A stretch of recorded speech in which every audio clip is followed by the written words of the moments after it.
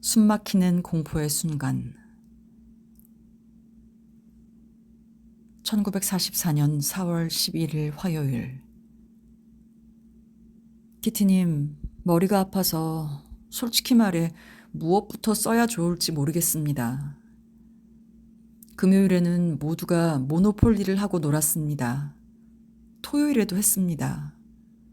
이 이틀간은 빠르게 아무 일도 없이 지나갔습니다. 일요일 오후 내가 불렀기 때문에 피터는 4시 반에 우리 집에 왔습니다. 5시 15분. 두 사람은 다락방으로 가서 6시까지 거기서 있었습니다. 6시부터 7시 15분까지 라디오에선 아름다운 모차르트의 콘서트를 방송했습니다. 나는 무척 즐겁게 들었습니다. 특히 크레인의 나하트 뮤직이 좋았습니다. 나는 아름다운 음악을 듣고 있으면 언제나 마음이 들뜨는 것 같아 방 안에서 가만히 듣고 있을 수가 없게 됩니다. 일요일 밤에도 피터와 둘이서 다락방으로 갔지만 편히 앉을 수 있도록 긴 의자에 있는 방석을 가져가서 두 사람은 상자 위에 앉았습니다. 상자도 방석도 무척 폭이 좁았기 때문에 다른 상자에 기대면서 두 사람은 붙어 앉았지만 보시도 함께였으므로 우리들은 감시 없이 둘만은 아니었습니다. 8시 45분에 갑자기 펜던 씨가 휘파람을 불며 뒤셀 씨의 방석을 가져가지 않았느냐고 물었습니다. 우리들은 깜짝 놀라 방석을 가지고 아래로 갔습니다. 보시도 따라갔습니다. 뒤셀 씨가 언제나 베개로 쓰고 있는 방석을 우리들이 가져갔다고 떠들었기 때문에 귀찮게 되었습니다. 그는 베개에 벼룩이 묻지는 않았을까 하고 투덜거렸기 때문에 피터와 나는 벌로 그의 침대를 2번이나 정성껏 솔질을 해야 했습니다. 이 촌극에 모두 웃었습니다. 그러나 우리들의 웃음도 오래 계속되진 않았습니다. 9시 반에 피터가 살짝 노크를 하고 아빠에게 위에서 영어를 가르쳐 주시지 않겠느냐고 물었습니다. 저건 거짓말이야. 누구든지 알 수 있어. 하고 나는 마르고트에게 말했습니다. 과연 내 추측대로였습니다. 도둑이 창으로 해서 막 창고로 들어가려던 참이었습니다. 아빠, 아저씨, 뒤셀 씨, 피터 4사람은 곧 아래로 달려 내려갔습니다. 마르고트, 엄마, 아주머니, 나 4사람은 위에 남아 있었습니다. 4명의 겁먹은 여자들은 잠자코 있으면 더욱 무서워지므로 끊임없이 얘기를 하고 있었습니다. 그러다 보니 꽝 하는 큰 소리가 났지만 곧 조용해졌습니다. 시계가 9시 45분을 알렸습니다. 우리들은 얼굴에 핏기가 없었습니다. 무섭지만 가만히 있을 수밖에 없었습니다. 남자들은 어딜 갔을까요? 저 소리는 무슨 소리였을까요? 남자들은 도둑과 격투를 하고 있었을까? 시계가 10시를 알렸습니다. 계단에서 발소리가 들렸습니다. 아빠가 창백하고 흥분된 얼굴로 방에 들어왔습니다. 그 뒤로 아저씨가 와서 전등을 끄고 조용히 위로 올라가요. 이 집안에 경관이 올지도 몰라요. 라고 말했습니다. 이제는 무서워만 하고 있을 때가 아닙니다. 전등이 꺼졌습니다. 나는 급히 우도술 들고 위로 올라갔습니다. 무슨 일이 일어났어요? 빨리 얘기해 주세요. 하고 여자들이 물었지만 아무도 대답하지 않았습니다. 남자들은 다시 아래로 내려갔습니다. 10시 10분, 그들은 돌아와서 한 사람은 피터의 방에서 열린 창으로 망을 보고 복도로 나서는 문도 책장으로 은폐한 비밀 입구도 닫았습니다. 야간용의 전등을 셔츠로 싼 뒤 그들이 얘기한 것은 이러합니다. 피터는 복도에서 탕 하는 커다란 소리를 2번이나 들었기 때문에 급히 아래로 내려가 보았더니 문의 왼쪽 방으로부터 커다란 판자가 나와 있더랍니다. 그는 위로 달려 올라가 이것을 알리고 넷이서 아래로 내려가 창고로 들어갔을 때 마침 도둑이 땅을 파서 구멍을 넓히고 있는 참이더랍니다. 아저씨는 그만 경관! 하고 소리치고 말았더랍니다. 도둑들은 놀라서 달아났습니다. 경관에게 구멍이 발견되지 않도록 판자를 그리로 밀었지만 조금 세게 차자 판자는 땅에 떨어지고 말았습니다. 네 사람은 당황했고 마침내 아저씨와 피터는 과격해졌습니다. 펜던 아저씨는 식칼로 땅을 두들겼습니다. 모든 것이 다시 조용해졌습니다. 그들이 다시 판자를 대려고 했을 때 창고 밖을 지나던 부부 일행이 그 틈으로 회중 전등을 비추어 창고 안이 확 밝아졌습니다. 깜짝 놀란 네 사람 중에 한 사람이 제기랄 하고 중얼거렸습니다. 이번에 그들은 경관의 역할에서 도둑의 역할로 재빨리 바뀌어서 살금살금 2층으로 올라와 피터는 급히 주방과 전용 사무실과 창을 열고 전화를 마룻바닥에 팽개치고 마치 도둑이 흐트러 놓은 것처럼 보이게 했습니다. 그리고 네 사람은 비밀문으로 해서 은신처로 돌아왔습니다. 제 1막 끝. 회중 전등을 든 부부 일행은 아마 경찰에 알렸겠지요. 이날은 부활제의 일요일이었고 월요일은 휴일이었으므로 아무도 사무실로 오지 않았습니다. 따라서 우리들은 화요일 아침까지 꼼짝도 못하게 됩니다. 하루, 낮, 이틀, 밤. 이러한 공포 속에서 기다려야 할 심정을 상상해 보십시오. 누구에게도 묘안은 떠오르지 않습니다. 모두가 속삭이듯 말하고 조금이라도 소리를 내면 쉿하고 견제를 받습니다. 10시 반, 11시가 되어도 아무 소리도 들리지 않았습니다. 아빠와 아저씨가 교대로 여자들이 있는 곳으로 왔습니다. 11시 15분, 아래서 바삭거리는 소리가 들렸습니다. 모두 깜짝 놀라 꼼짝도 못했고 들리는 것은 숨소리뿐이었습니다. 발소리는 전용 사무실에서 주방으로 그리고 계단으로 들려왔습니다. 그 순간의 심정은 도저히 설명할 수가 없습니다. 이제 틀렸어. 하고 나는 말했습니다.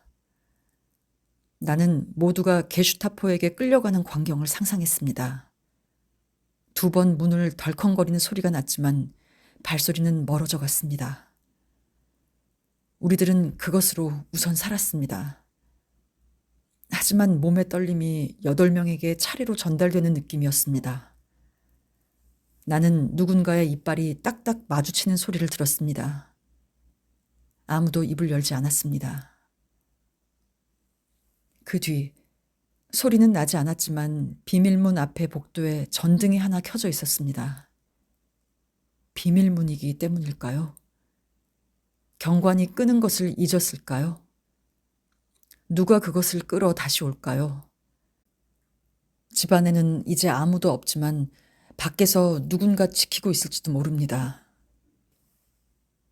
다음에 우리들은 3가지 행동을 취했습니다. 우선 첫째로 도대체 무슨 일이 일어났는지를 모두가 얘기했습니다. 그리고 공포에 떨다 보니 마침내 오줌이 마려웠습니다.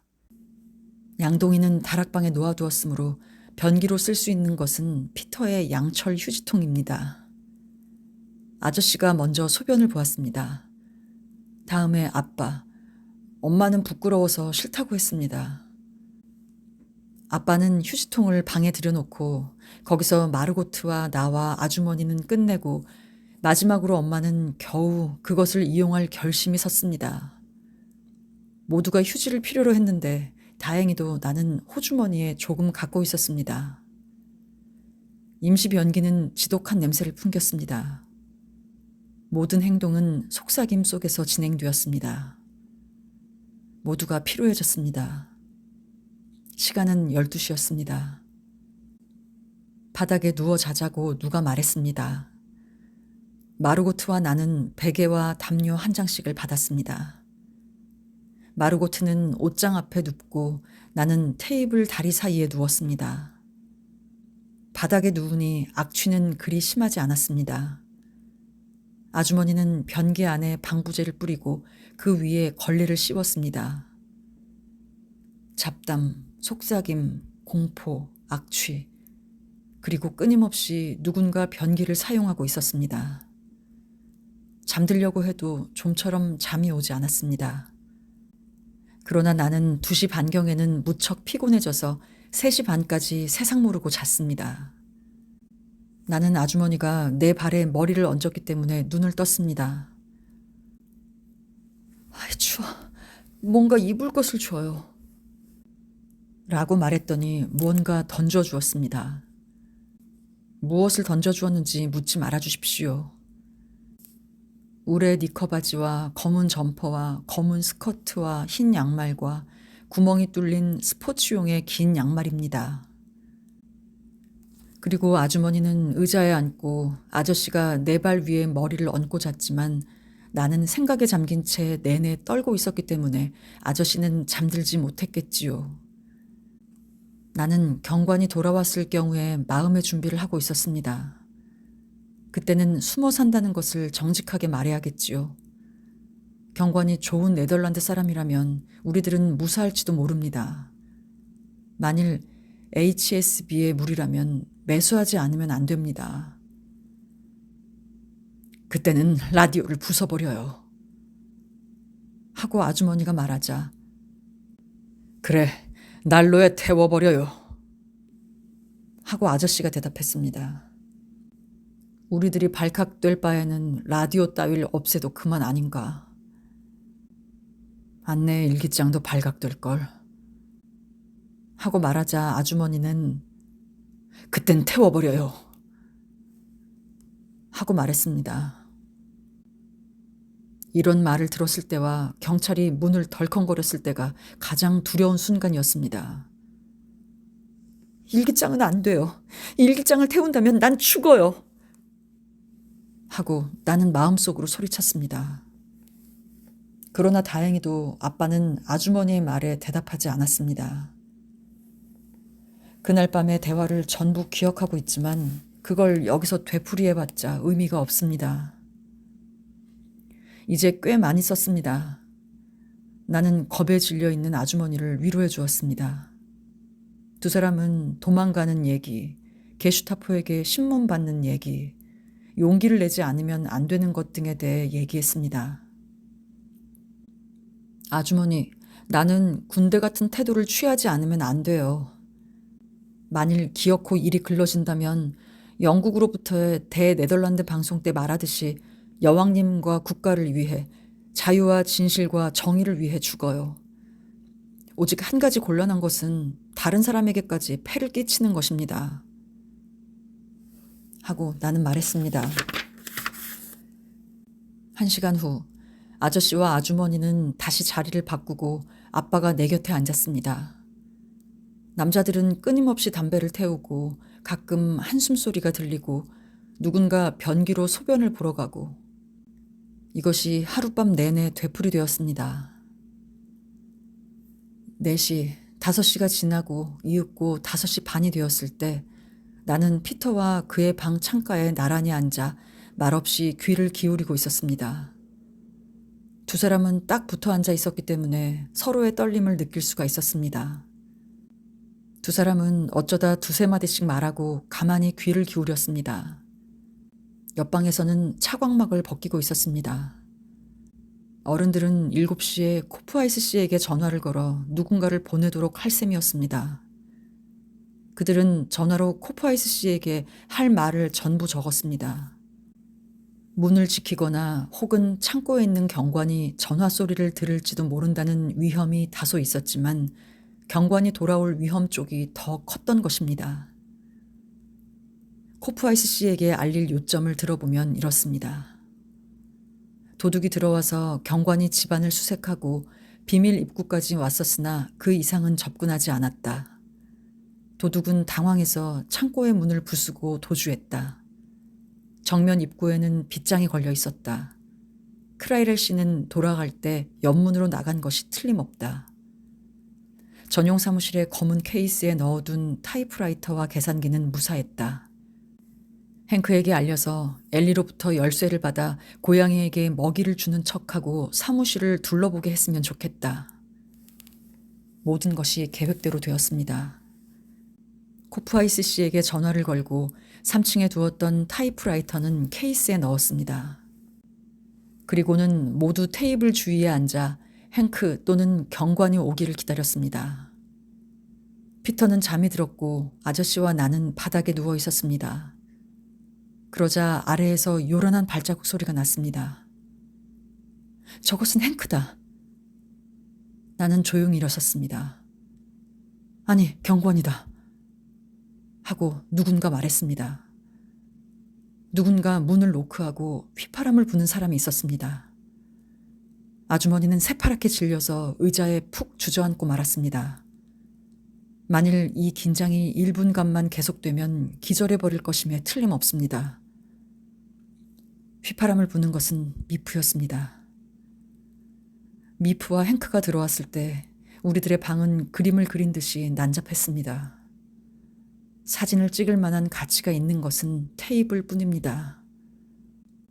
잼과 설사약이 한데 붙은 영화와 연극이 무희의 사진 페이지에서 젖혀져 있고 잼통이 2개, 먹다 남은 빵이 2개, 거울, 빛, 성냥, 권련, 파이프 담배, 잿더리, 책, 바지 한 벌, 회중 전등, 휴지 등등 어지럽게 흩어져 있었습니다.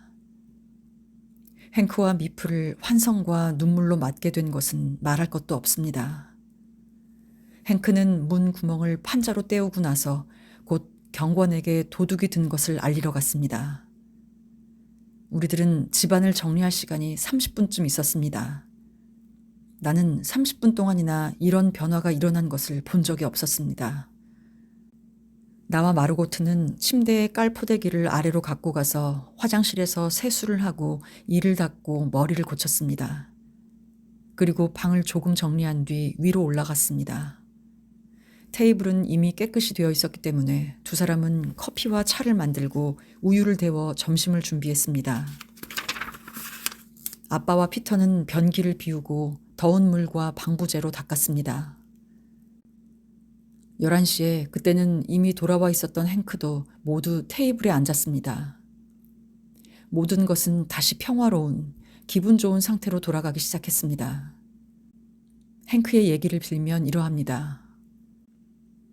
행크가 갔을 때 야경인 슬라그터 씨는 잠들어 있었지만 그의 아내가 행크에게 자기 남편이 운하 주변을 순찰하고 있을 때 문에 구멍이 뚫린 것을 발견하고 경관에게 알려 함께 집안을 돌아보았다고 말했습니다.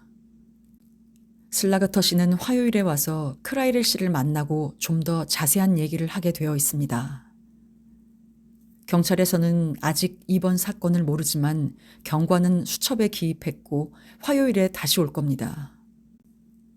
행크는 돌아오는 길에 모퉁이의 단골 구멍가게 주인을 만나 도둑이 들었다는 얘기를 했더니 알고 있어요. 어젯밤 집사람과 그냥 가자는 것을 내가 전등을 비추었더니 도둑은 당황해서 달아났어요. 자칫하면 큰일이 날 수도 있다는 생각에 경찰에 전화를 하진 않았습니다. 당신에 관계된 일로 그렇게 하긴 좀 못해서요. 난 아무것도 모르지만 여러 가지 생각하는 바도 있고 해서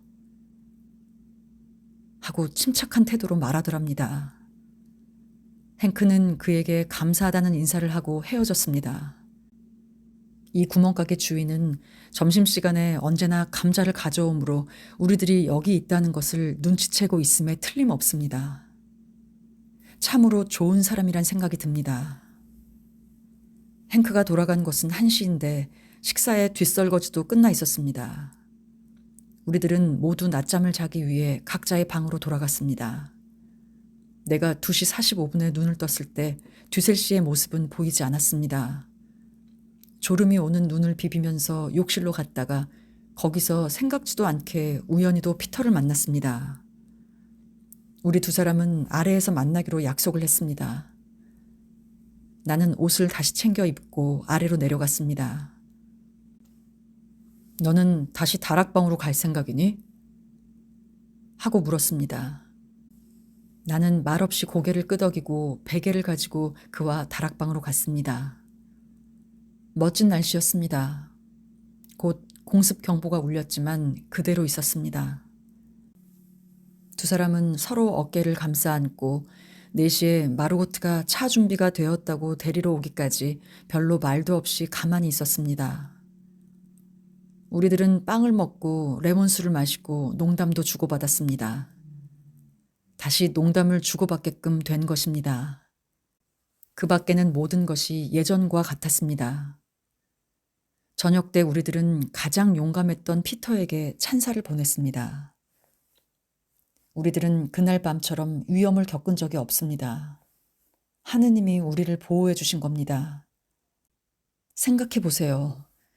경관이 비밀문까지 와서 문 앞에 전등을 켜고 그러고도 우리들을 발견하지 못했던 것입니다. 만일 상륙작전이 시작되어 폭탄이 떨어지기 시작하면 그때는 모두가 풍비박산입니다. 그러나 어느 경우는 선량하고 죄 없는 우리들의 보호자에 피해를 끼칠 염려가 있습니다. 우리들은 구원을 받았습니다. 하느님, 앞으로도 우리들을 구해 주소서. 우리들이 할 말은 이것뿐입니다. 이 사건은 우리들의 생활에 여러 가지 변화를 가져왔습니다. 듀셀 씨는 어제 저녁 때도 크라이렐 씨네 사무실로 내려가지 않고 그 대신 욕실로 갔습니다. 피터는 8시 반과 9시 반에 2번 집안을 순찰합니다. 피터 아저씨는 밤에 그의 방 창문을 열어놓지 못하게 되었습니다. 9시 이후에는 물을 쏟는 것도 금지되었습니다. 오늘 저녁 때 창고 문을 튼튼히 하기 위해 목수가 오기로 되어 있습니다. 현재 은신처에서는 여러 가지 토론이 벌어지고 있습니다. 크라이랄 씨는 우리들의 부주의를 나무랐습니다. 행크까지도 그런 경우엔 아래로 내려가지 말았어야 한다고 말입니다. 우리들은 은신처 생활을 하고 한자리에 못 박혀 있는 유대인으로서 셀 수 없을 만큼의 의무만 있고 권리는 하나도 없음을 깊이 깨달아야 했습니다. 우리들 유대인은 자기 감정을 나타내선 안 됩니다. 용감하고 굳세야만 됩니다. 모든 부자유를 인내하고 불평을 해선 안 됩니다. 스스로 최선을 다하고 나머지는 하느님을 신뢰해야만 합니다.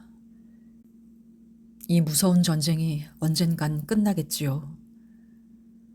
우리들이 단순한 유대인이 아니라 다시 일반 국민이 될 날이 틀림없이 오겠지요.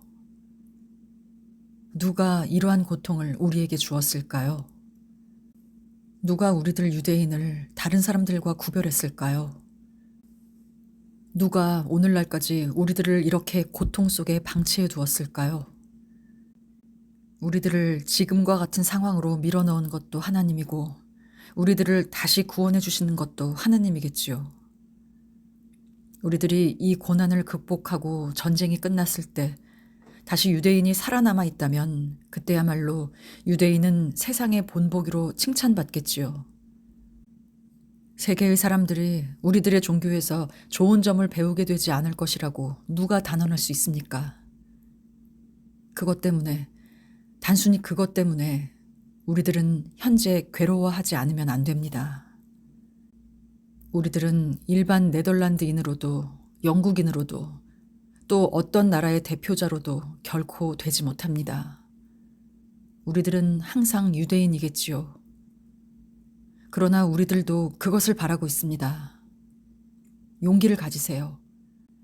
우리들은 그 임무를 잊지 않고 불평을 그만둡시다. 해결의 시간은 옵니다. 하느님은 결코 우리들 유대인을 버리지 않습니다. 유대인은 옛날부터 있어 왔습니다. 그리고 그들은 옛날부터 고통을 받아왔습니다. 그러나 이 고난이 그들을 강하게도 했습니다. 약한 자는 낙오하지만 강한 자는 살아남고 결코 굴하지 않겠지요. 그날 밤 나는 정말로 죽을 때가 왔다고 생각했습니다. 나는 전장의 군인처럼 경관이 오는 것을 각오했었고 마음의 준비를 하고 있었습니다. 나는 이 나라를 위해 용감하게 목숨을 바칠 작정이었습니다. 그러나 간신히 살아났습니다. 전쟁이 끝나면 첫째로 나는 네덜란드인이 되고 싶습니다. 네덜란드인. 나는 네덜란드인을 사랑합니다. 이 나라를 사랑합니다. 나는 네덜란드어를 좋아합니다. 나는 이 나라에서 일하고 싶다고 생각합니다. 네덜란드의 국적을 얻기 위해 여왕님께 직접 편지를 쓰게 되더라도 나는 목적을 달성하기까지 절대로 단념하지 않을 것입니다. 나는 자꾸자꾸 부모로부터 독립된 하나의 인간으로 자라고 있습니다. 아직은 어린애지만 나는 엄마보다도 용기를 가지고 인생에 대처하고 있습니다. 나의 정의는 확고한 것이며 엄마의 것보다는 진실입니다. 나는 내가 무엇을 추구하는지 알고 있습니다. 나는 인생의 목표, 의견, 신앙, 연애를 갖고 있습니다. 나를 자유롭게 내버려 두어 주세요. 그렇게만 하면 나는 만족합니다. 나는 내가 여자, 억센 성격의 용기 있는 여자임을 알고 있습니다. 만일 하느님이 나를 오래 살게 해준다면 나는 엄마 이상의 인간이 될 것입니다. 나는 하찮은 인간으로 일생을 마치진 않을 것입니다. 나는 세계와 인류를 위해 일할 것입니다. 그리고 나는 이렇게 하기 위해 우선 무엇보다도 용기와 쾌활한 정신이 필요하다는 것을 알고 있습니다. 안내로부터 1944년 4월 14일 금요일. 키티님, 이곳의 분위기는 여전히 극도로 긴장되어 있습니다. 아빠는 매우 기분이 좋지 않습니다. 아주머니는 감기에 걸려 누워있고 괜히 짜증만 내고 있습니다. 아저씨는 담배가 떨어졌기 때문에 창백한 얼굴을 하고 있습니다. 뒤셀 씨는 여러 가지 즐거운 일들을 중지했기 때문에 잔소리가 늘었습니다. 현재 우리들이 운이 좋지 않은 것만은 사실입니다. 화장실은 새고 수도꼭지의 좌철도 떨어져 버렸습니다. 그러나 아는 사람이 많으니까 곧 수리가 되겠지요. 나는 가끔 감상적이 됩니다. 그것은 자신으로서도 알 수 있습니다. 그러나 여기의 생활로서는 가끔 감상적이 되는 것도 어쩔 수 없습니다. 피터와 둘이서 잡동사니 먼지가 가득 쌓인 속에 딱딱한 나무 막대를 깔고 앉아 피터가 내 머리를 어루만지거나 서로 어깨를 감싸 안고 딱 붙어 앉아 있을 때나 실록이 눈부시고 우짖는 새소리가 들리고 하늘이 지푸르고 태양이 모두 밖으로 나와요 하고 손짓할 때 나의 가슴은 온갖 희망으로 설레입니다. 여기서 보는 것은 찡그린 얼굴들 뿐이고 듣는 것은 한숨소리와 중얼대는 불만의 소리뿐이어서 마치 갑자기 생활이 나빠진 것 같습니다. 정말이지 당신도 짜증을 낼 그런 상태입니다. 아무도 좋은 본을 보여주는 사람이 없습니다. 각자가 자기 기분을 극복하게끔 노력해야 함에도 불구하고 매일같이 듣는 소리는 전쟁만 끝나면 하는 것입니다. 키티, 나는 오늘 약간 머리가 이상합니다. 그러나 어째서 그런지를 모르겠어요. 여기서는 모든 것이 혼란되고 아무것도 서로에게 관련이 없습니다. 앞으로 나의 잡담에 흥미를 가져줄 사람이 있을지 가끔 의문을 느낍니다. 이 잡담의 제목을 미운 오리 새끼의 고백이라고 하죠. 나의 일기는 볼케스타닌 씨나 겔브란디 씨에게는 별로 쓸모가 없겠지요. 안내로부터 1944년 4월 15일 토요일. 키티님, 충격의 연속입니다. 도대체 이것이 없어질 날이 있을까요? 진정으로 이런 의문을 가지게 됩니다. 최근의 것은 무슨 일이었는지 맞춰보세요. 피터가 바깥문에 빗장 빼는 것을 잊어버렸고 또 다른 하나의 자물쇠는 움직이지 않게 되었습니다. 이 때문에 사무실 사람들이랑 크라이렐 씨는 안으로 들어오지 못해 옆집으로 가서 주방의 창을 억지로 열고 뒤로 들어왔습니다. 크라이렐 씨는 우리들의 부주의에 화를 냈습니다. 피터는 무척 당황했습니다. 식사 때 엄마가 그에게 누구보다도 피터가 가엾다고 말했더니 그는 금방 울 것만 같았습니다. 매일같이 남자들은 문의 빗장을 벗겼는지 물었었는데 그날에 한해서 묻지 않았으므로 피터뿐만 아니라 모두의 책임인 것입니다. 나중에 그를 조금 위로해 줘야겠어요. 난 그를 위로하기를 무척 좋아합니다. 안내로부터. 첫 키스. 1944년 4월 16일 일요일. 키티님, 어제 날짜를 기억해 주세요. 나의 생애에서 가장 중요한 날입니다. 첫 키스를 한 날은 어느 여자아이에게 있어서도 확실히 중요한 날임에 틀림없겠지요. 그러므로 내게 있어서도 역시 중요한 날입니다. 프람이 내 오른쪽 뺨에 키스한 것도, 워커 씨가 내 오른손에 키스한 것도 이제는 문제가 되지 않습니다. 어떻게 갑자기 키스하게 되었냐고요? 이제부터 그것을 얘기하겠습니다.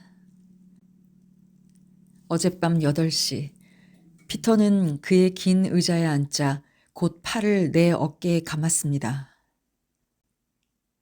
내 머리가 옷장에 닿으니까 조금 내려앉아요. 하고 내가 말하자 그는 긴 의자의 거의 끝까지 몸을 내밀었습니다. 나는 팔을 그의 등으로 돌리고 그에게 안긴 듯한 상태가 되었습니다. 이제까지도 이런 식으로 앉은 적은 있었지만 이처럼 몸을 바싹 붙인 적은 없었습니다. 그는 나를 꼭 껴안았고 나의 왼쪽 어깨는 그의 가슴을 짓눌렀습니다. 나의 심장은 마구 뛰었습니다. 그러나 이것으로 끝난 것은 아닙니다. 그는 나의 머리가 그의 어깨에, 그의 머리가 나의 머리 위에 안정되기까지 몸을 가만히 두지 않았습니다. 이런 자세로 5분간 있다가 내가 똑바로 일어나 앉자 그는 곧 머리를 손으로 눌러 다시 자기 가슴에 댔습니다. 나는 기뻐서 말을 할 수가 없었습니다. 그러고는 그는 약간 어색한 동작으로 나의 뺨과 팔을 어루만지고 나의 금발을 만지작거렸습니다. 두 사람의 머리는 밀착되어 있었습니다. 키티, 이러는 동안에 내 전신에 흐른 감각을 당신에게 설명할 수는 없어요. 난 너무도 행복해서 말을 할 수도 없었습니다. 피터도 그랬을 것으로 믿습니다. 두 사람은 8시 반에 의자에서 일어났습니다. 피터는 집안을 돌아다녀도 소리가 나지 않게끔 운동화를 신고 있었습니다. 두 사람은 나란히 섰습니다. 갑자기 어떻게 해서 그렇게 되었는지 나로선 알 수가 없습니다. 아래로 내려오기 전에 그는 나의 머리 위에서부터 왼쪽 귀에 걸쳐 키스했습니다. 나는 그를 뿌리치고 돌아보지도 않고 정신없이 계단을 뛰어내려왔습니다. 아, 나는 이런 날을 얼마나 기다리고 있었던 것일까요? 안내로부터. 1944년 4월 17일 월요일. 키티님, 17세 반의 소년과 채 15세가 못된 소녀가 긴 의자에 앉아 키스하는 것을 부모가 허락하리라고 당신은 생각하세요? 나는 그렇게 생각지 않습니다. 그러나 나는 자기 자신을 신뢰하지 않으면 안 되겠습니다. 그의 팔에 안겨 꿈꾸듯 황홀함을 느끼는 것은 참으로 평온한 심정입니다. 그의 뺨을 나의 뺨에 느끼는 것은 뭐라고 말할 수가 없는 가슴 설레는 일입니다.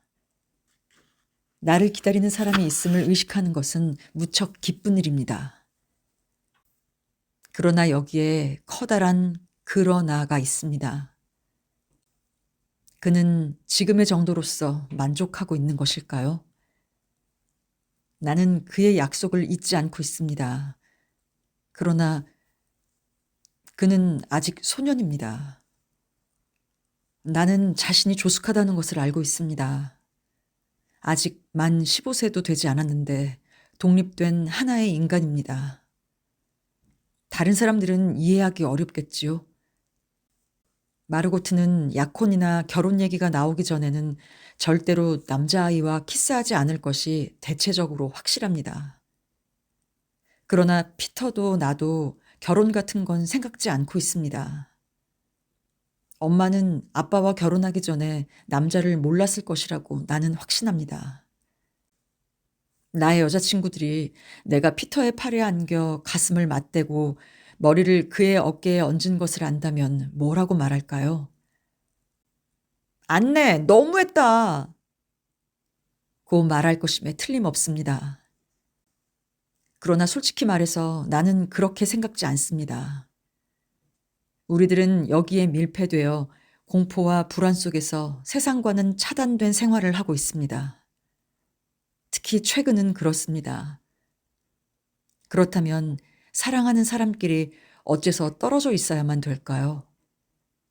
우리들은 어째서 적당한 나이가 될 때까지 기다려야만 할까요? 나는 내 일은 내가 책임을 질 작정입니다.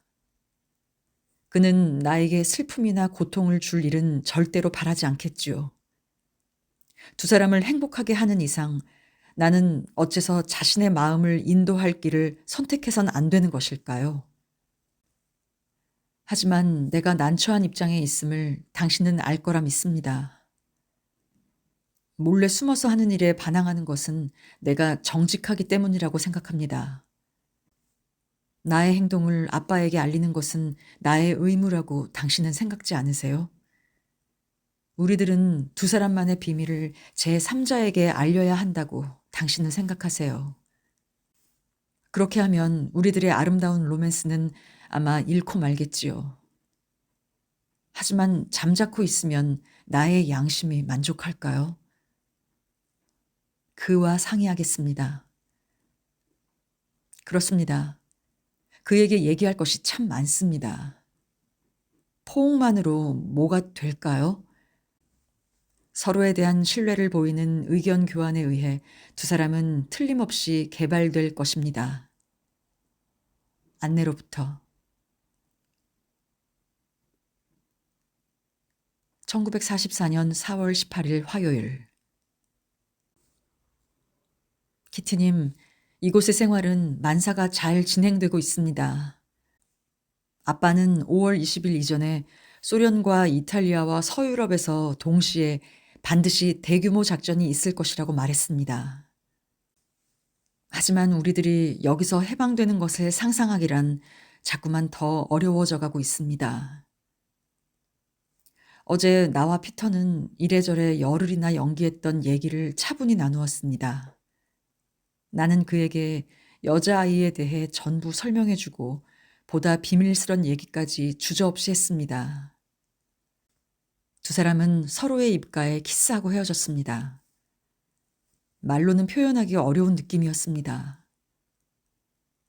나는 언젠가 일기장을 갖고 가서 그와 여러 가지 문제를 좀 더 깊이 얘기해야겠습니다.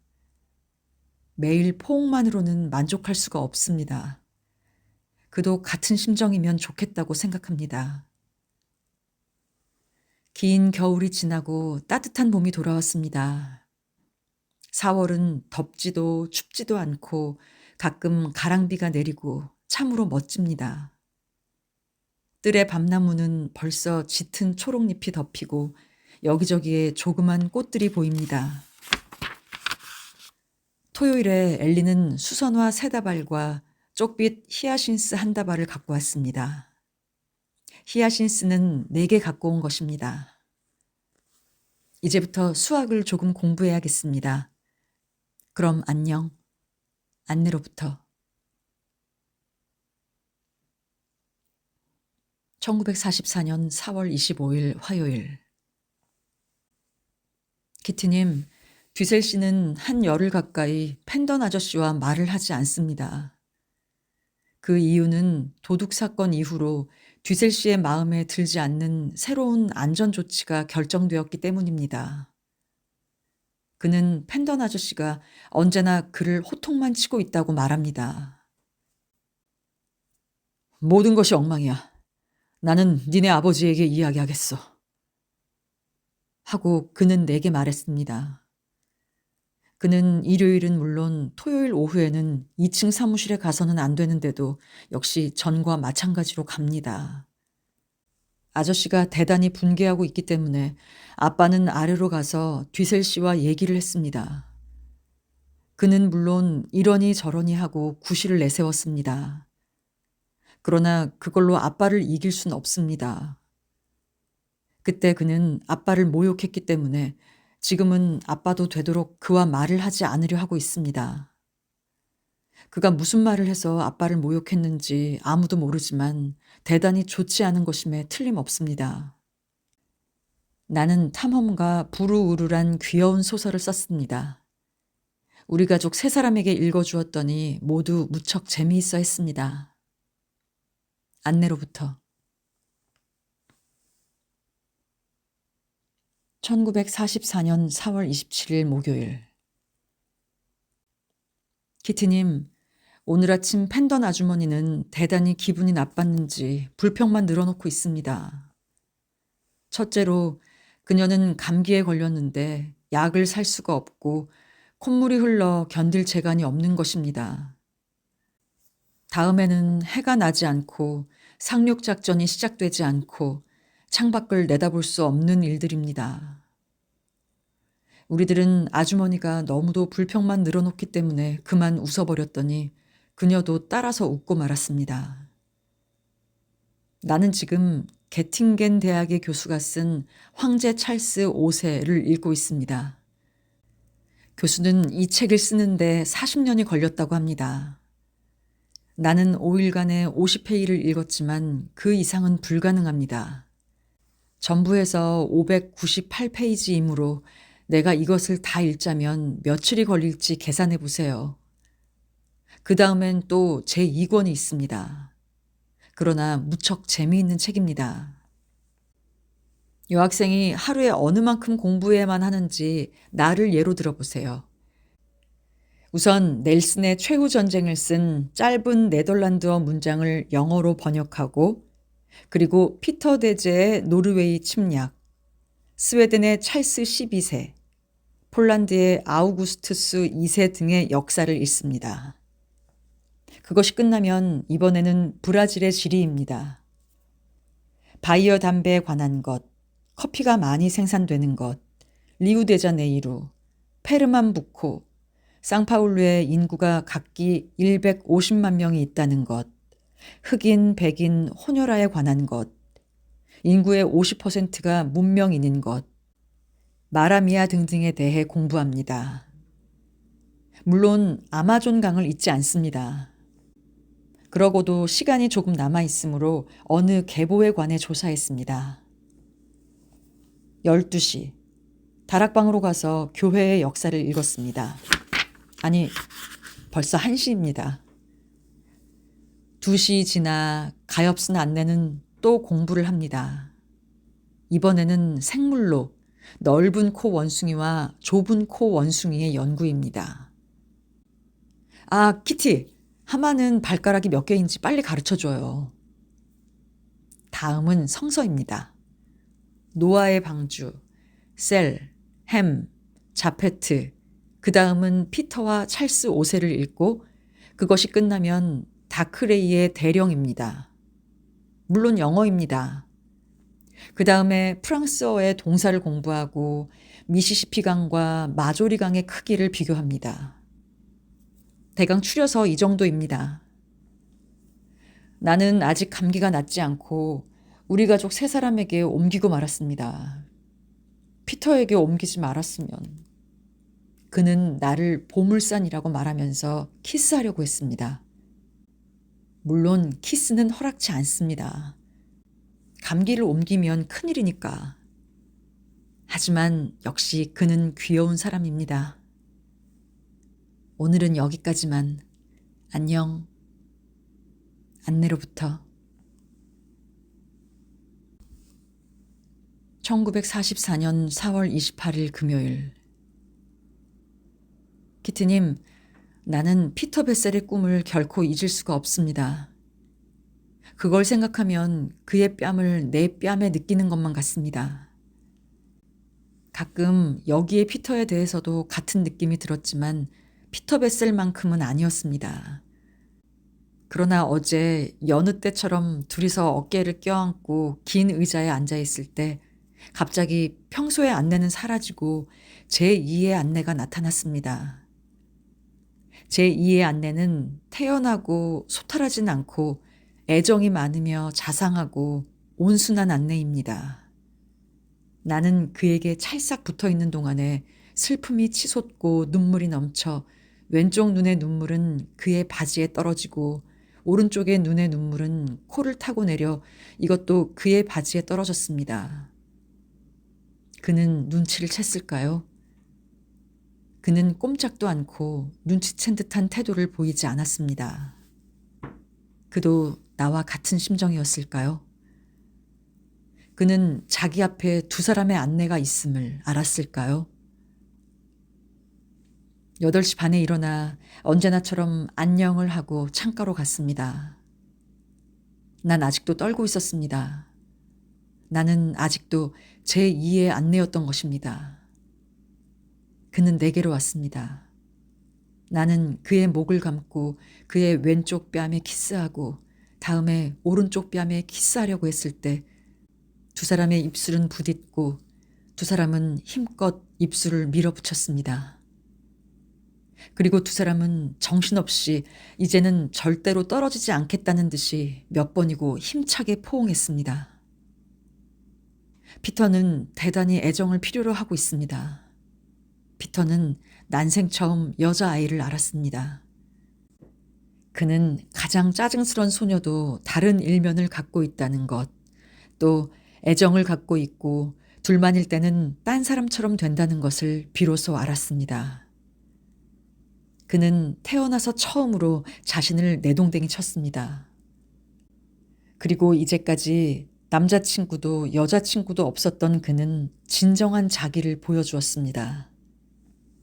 그래서 우리들은 서로를 알게 되었습니다. 피터는 이제까지 신뢰할 만한 친구가 한 사람도 없었지만 나는 그것을 몰랐었습니다.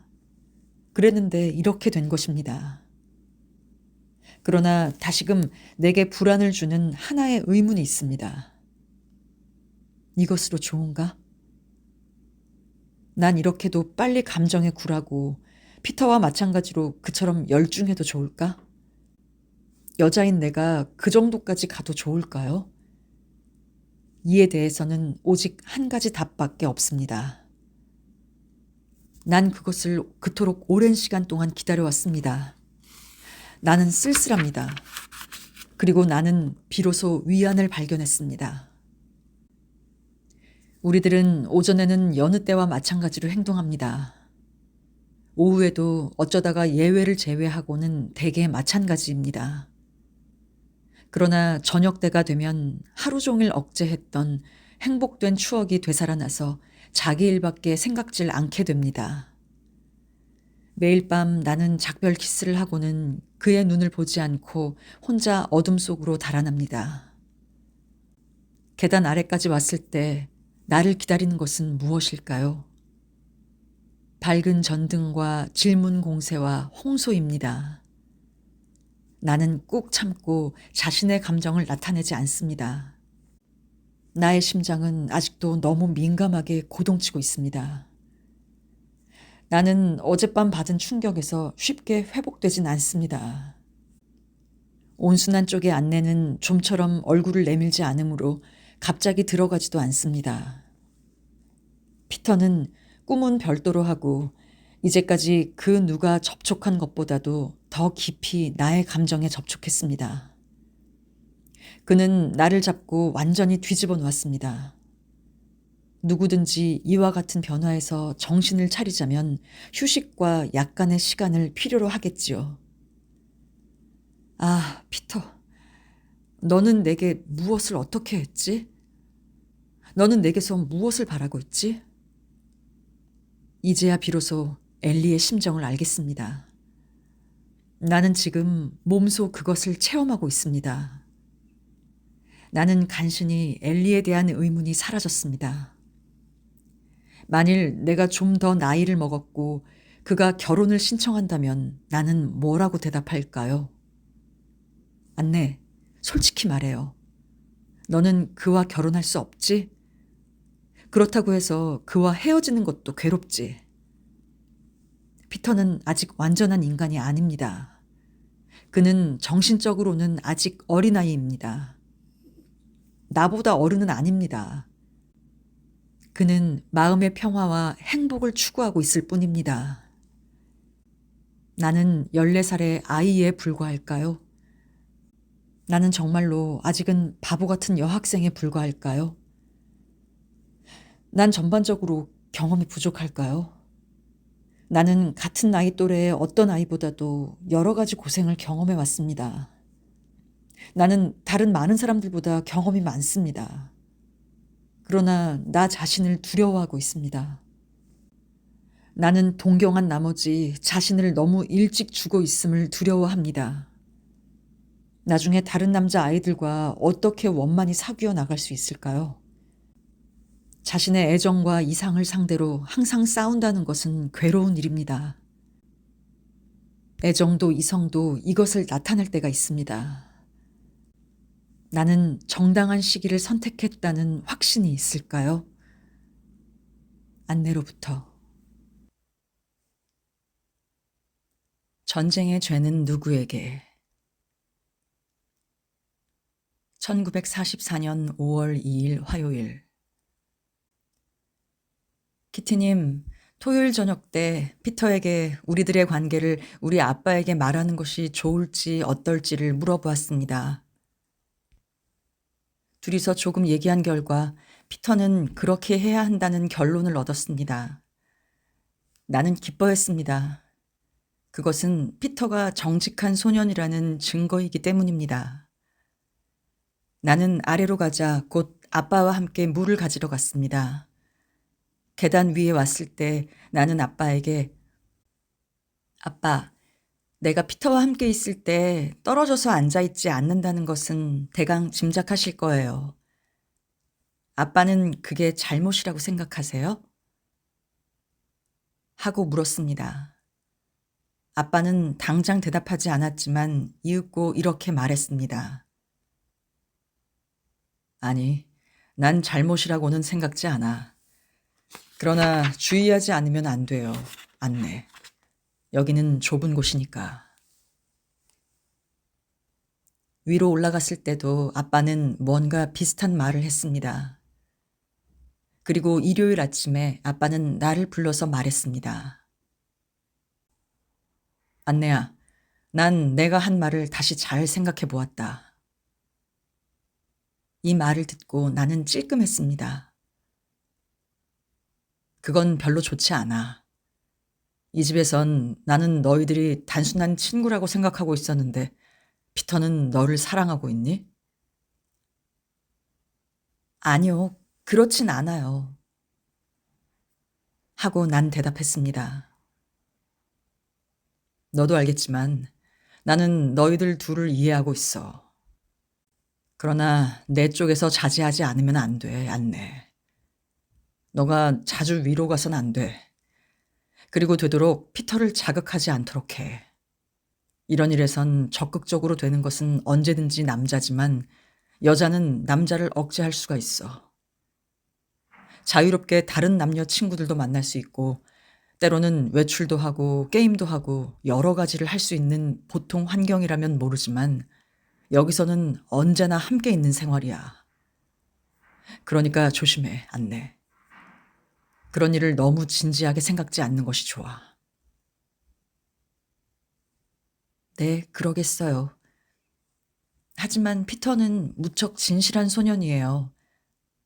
참으로 좋은 소년이에요. 그래, 좋은 소년이야.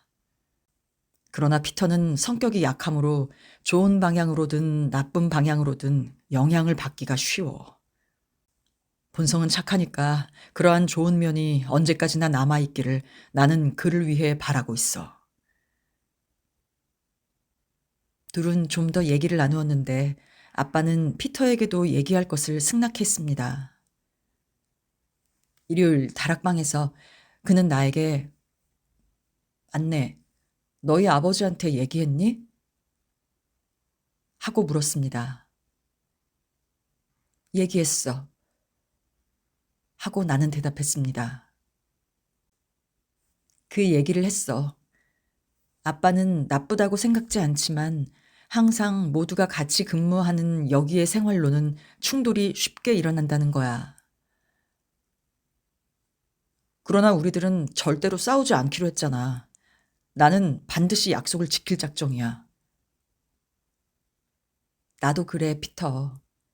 하지만 아빠는 우리들이 단순한 친구라고 생각하고 있어. 너는 우리들이 계속 친구일 수 있다고 생각하지? 난 가능해. 너는? 나도 그래. 난 아빠한테 너를 신뢰하고 있다고 말했어. 너는 신뢰할 만한 가치가 있다고 생각해. 안 그래, 피터? 나도 그랬으면 좋겠다고 생각해.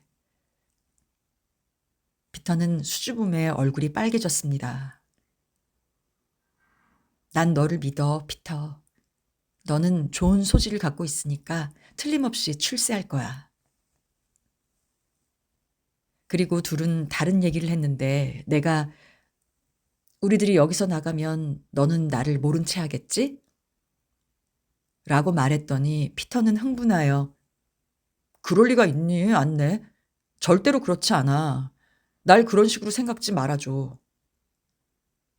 라고 대답했습니다. 이야기를 나누고 있는 사이에 나를 아래서 불렀기 때문에 그와 헤어져서 내려갔습니다. 아빠는 그에게 얘기를 했습니다. 그는 오늘 그것에 대해 내게 얘기를 했습니다. 내 아버지는 우리 두 사람의 우정이 언젠가는 연애로 발전할지도 모른다고 생각하고 있나 봐. 라고 그는 말했지만 나는 우리 자신이 자제토록 해. 라고 대답했습니다. 아빠는 저녁 때 내게 너무 자주 그에게 가지 말라고 주의했지만 나는 복종하지 않았습니다. 그것은 피터와 함께 있고 싶기 때문만이 아니라 나는 피터에게 그를 신뢰한다고 말했기 때문입니다. 나는 그를 신뢰한다는 것을 그에게 보여주고 싶은 것입니다. 그를 신뢰하지 않고 아래에만 있어가지고는 신뢰감이 생기지 않습니다. 아니, 무슨 말을 들어도 나는 그에게로 갑니다. 뒤셀 씨는 다시 기분이 괜찮아졌습니다. 토요일 밤 저녁 식사 때 그는 아름다운 네덜란드어로 사과했습니다. 그러자 펜던 아저씨는 곧 기분이 좋아졌습니다. 뒤셀 씨는 그 대사를 암기하는데 하루가 걸렸을 것입니다. 일요일에 그의 생일은 평화롭게 지나갔습니다. 우리 집에서는 그에게 1919년에 고급 포도주 한 병을 선사했습니다. 펜던가에서는 계좌절임 한 병과 안전 면도날 한 쌈, 크라이렐 씨는 레몬잼을 한 병, 미프는 리틀 마틴이란 책을 한 권, 엘리는 화분을 하나 선물했습니다. 뒤셀 씨는 사례로 우리들에게 계란을 하나씩 주었습니다. 안내로부터 1944년 5월 3일 수요일. 키티님, 우선 지난 일주일 동안의 뉴스를 알리겠습니다. 정치 뉴스는 아무것도 없습니다. 나도 차츰 상륙작전이 가까워지고 있다는 것을 믿게 되었습니다. 결국 연합군으로서는 소련을 이기게 해서 소련에게 모든 것을 다 주어버릴 수는 없습니다. 그러나 현재 연합군은 아무런 조처도 취하지 않고 있습니다. 코프하이스 씨는 다시 매일 아침 사무실로 나오게 되었습니다. 피터는 그것을 장치해야 하므로 별로 기쁜 기색이 아닙니다. 당신에게 고양이 모 씨가 없어진 것을 얘기했던가요? 정말 갑자기 자취를 감추고 말았습니다. 지난 목요일 이후 그림자도 보이지를 않습니다. 그녀는 이미 고양이의 천국으로 가버리고 누군가 그녀의 맛있는 살을 먹고 있는지도 모르겠습니다. 그리고 누군가 모 씨의 털 가죽으로 모자를 만들어 쓰겠지요. 피터는 무척 시리에 차 있습니다. 토요일부터는 식사 시간을 바꾸어 11시 반에 점심을 먹기로 했습니다. 그것도 한 공기의 죽으로 때우고 맙니다. 이것으로 한 끼를 절약하게 됩니다. 야채는 아직도 입수하기가 무척 어렵습니다. 오늘 오후 썩은 듯한 레터스를 데쳐서 먹었습니다. 야채라고는 레터스와 시금치밖에 없습니다. 거기다 썩은 듯한 감자를 곁들여서 먹습니다. 참으로 맛있는 배합입니다. 당신도 상상이 되겠지만 나는 가끔 절망적으로 전쟁이 무슨 소용이 있을까? 어째서 인간은 평화롭게 지낼 수가 없을까? 이 파괴는 도대체 무엇 때문일까?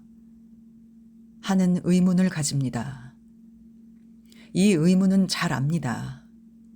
그러나 이제까지 누구도 이에 대한 만족스런 해답을 주지 못하고 있습니다. 그렇습니다. 인간은 부흥용의 조립식 집을 발명하는 한편 어떻게 하면 비행기나 탱크를 크게 만들까 하고 노력하겠지요. 매일같이 전쟁에 몇백만이란 돈을 쓰면서 어째서 의료시설이나 예술가나 가난한 사람을 위해 쓰는 돈은 한 푼도 없을까요? 세계에서는 식량이 남아 썩는 곳도 있는데 어째서 굶어 죽는 사람들이 있어야 할까요? 인간은 어째서 이토록 미치광이 같을까요? 나는 높은 사람들이나 정치가 자본가들에게만 전쟁의 죄가 있다고는 생각하지 않습니다. 아니, 결코 그렇진 않습니다. 일반 사람들에게도 죄가 있습니다. 그렇지 않으면 세계의 사람들은 오랜 옛날에 걸기하여 혁명을 일으켰을 것입니다. 인간에게는 파괴와 살인의 본능이 있습니다. 그리고 인류가 한 사람의 예외도 없이 전부 큰 변화를 거치기까지 전쟁은 끊일 사이가 없을 것이며 건설되고 육성된 모든 것이 파괴되고 삐뚤어지고 인간은 처음부터 다시 모든 것을 시작하지 않으면 안 되겠지요. 나는 의기소침할 때가 자주 있는데 결코 절망하지 않습니다. 나는 이 은신처 생활을 무서운 모험이라고 생각합니다. 그리고 동시에 로맨틱하고 재미있다고도 생각합니다. 나는 일기 속에 모든 부자유를 재미있는 것으로 다루고 있습니다. 나는 다른 아이와는 다른 생활, 그리고 다 자라면 보통 가정의 주부와는 다른 생활을 하려고 결심하고 있습니다. 나의 출발점은 대단한 흥미로 가득 차 있습니다. 가장 위험한 때는 그 유머러스한 면을 발견해서 웃는 것은 그 때문입니다. 나는 아직 어리고 잠재적인 소질을 많이 갖고 있습니다. 나는 어리고 건강하고 커다란 모험 속에서 살고 있습니다. 나는 아직 그 한가운데에 있으므로 하루 종일 불평만 늘어놓을 수는 없습니다. 나는 쾌활한 성질과 강한 성격을 가지고 있습니다. 나는 자신이 정신적으로 성장한 것, 해방이 가까워진 것, 자연은 지극히 아름답다는 것, 주위는 사람들이 참으로 친절하다는 것, 이 모험이 무척 재미있다는 것을 매일같이 느끼고 있습니다. 그러니 내가 절망할 필요가 있겠습니까? 안내로부터 1944년 5월 5일 금요일. 키티님, 아빠는 내게 화를 내고 있습니다. 아빠는 일요일에 나와 얘기했기 때문에 내가 당연히 매일 밤 다락방으로 가지 않으리라고 생각했었습니다. 아빠는 우리들이 포옹하는 것을 원하지 않습니다. 나는 이 말이 속상합니다. 그런 일에 대해 얘기하는 것이 이미 유쾌한 일이 아닌데 아빠는 어째서 문제를 보다 불쾌하게 하지 않으면 안 될까요? 나는 오늘 아빠에게 얘기를 해야겠습니다. 마르고트가 좋은 꾀를 빌려주었는데 들어보세요. 내가 말하려고 하는 것은 대강 이렇습니다. 아빠는 내가 무슨 말을 하기 바라고 계실 테니까 나는 그걸 말씀드리겠어요. 아빠는 내가 좀 더 근신하리라고 기대하셨기 때문에 내게 실망하고 계실 거예요. 아빠는 내게 14살의 소녀답게 행동하기를 바라시고 계실 거예요. 그러나 바로 그 점이 아빠의 그릇된 점이에요. 재작년 이곳으로 온 지 몇 주일 동안 나는 마음 편할 날이 하루도 없었어요.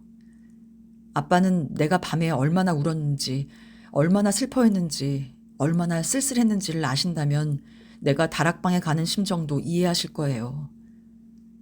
나는 이미 엄마나 누구로부터 도움을 받지 않고 정말 자주적으로 살아갈 수 있는 단계에 이르렀어요. 그러나 그건 하룻밤 사이에 그렇게 된 게 아니에요. 나는 지금처럼 자주적인 정신을 갖기까지는 무척 번민하고 무척 울었어요. 아빠가 날 비웃어도 불신하셔도 좋아요. 난 아무렇지도 않아요. 나는 별개의 독립된 인간으로 우리 가정의 누구에 대해서도 조금도 책임을 느끼지 않아요. 아빠에게 이런 말을 하는 것은 아빠가 나를 음흉하다고 생각하실 것 같아서예요. 그러나 나는 자기 이외의 사람에게 자기의 행동을 설명할 필요는 없어요. 내가 괴로워할 때 모두 눈을 감고 귀를 막고 나를 위로해 주지 않았어요. 그뿐 아니라 너무 시끄럽게 굴지 말라고 꾸중을 들었을 뿐이에요. 나는 비참한 심정을 잊기 위해 응석을 부렸던 것이에요. 나는 끝없이 내 마음속에서 부르짖고 있는 절규를 듣지 않으려고 억지를 쓴 거죠. 나는 1년 반 동안 매일같이 희극을 연출하고 있었습니다. 나는 결코 불평을 하지 않았습니다. 나는 자신이 해야 할 일을 해왔습니다. 이제 싸움은 끝나고 나는 심신이 모두 독립한 하나의 인간입니다. 나는 이 마음의 투쟁에서 강해졌으므로 이제 엄마도 필요 없습니다. 나는 전투에서 승리했으므로 내가 생각하는 길, 내가 옳다고 생각하는 길로 나가고 싶습니다. 나는 고생을 많이 했기 때문에 늙은이보다 더 철이 들었으니까 아빠는 나를 이제 14살의 소녀로 보아서는 안 됩니다. 무척 괴로워했기 때문에 나이보다 어른스러워졌기 때문이에요. 나는 자신이 한 일에 대해 후회하진 않습니다. 내가 할 수 있다고 생각되는 일만을 합니다. 아빠가 나를 달래셔도 내가 다락방에 가는 것을 그만두겐 못하실 거예요. 그것을 단호히 금지하거나 아니면 나를 철저히 신뢰하거나 어느 한쪽입니다. 나를 신뢰한다면 나를 가만두세요. 안내로부터. 1944년 5월 6일 토요일. 키티님, 나는 어제 당신에게 얘기한 것을 편지로 써서 저녁 식사 전에 아빠의 호주머니에 넣어두었습니다. 마르고트로부터 들은 바에 의하면 아빠는 그 편지를 읽고 나서 그날 하루 무척 우울하더랍니다. 나는 위에서 저녁 설거지를 하고 있었습니다. 가엾은 아빠.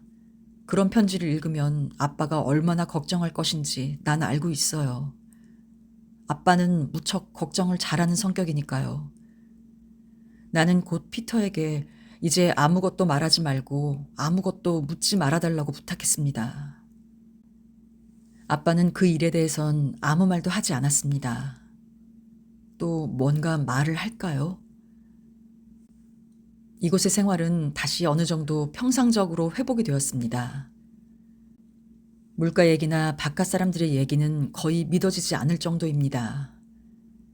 차가 반 파운드에 350플로링, 계란 한 개에 1.45플로링, 커피 한 파운드에 80플로링, 불가리아 담배 한 온스에 14플로링이나 한답니다.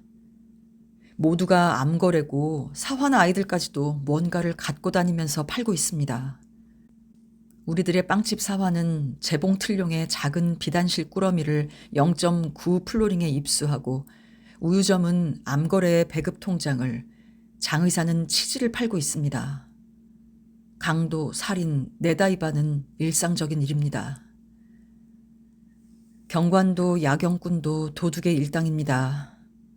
누구나가 허기진 배를 채우기에 혈안이 되어 있습니다. 임금 인상이 금지되어 있기 때문에 모두가 나쁜 짓을 하지 않으면 살아갈 수가 없습니다. 경찰은 매일같이 행방불명으로 신고된 15세 내지 17세의 소녀를 찾고 있습니다. 안내로부터.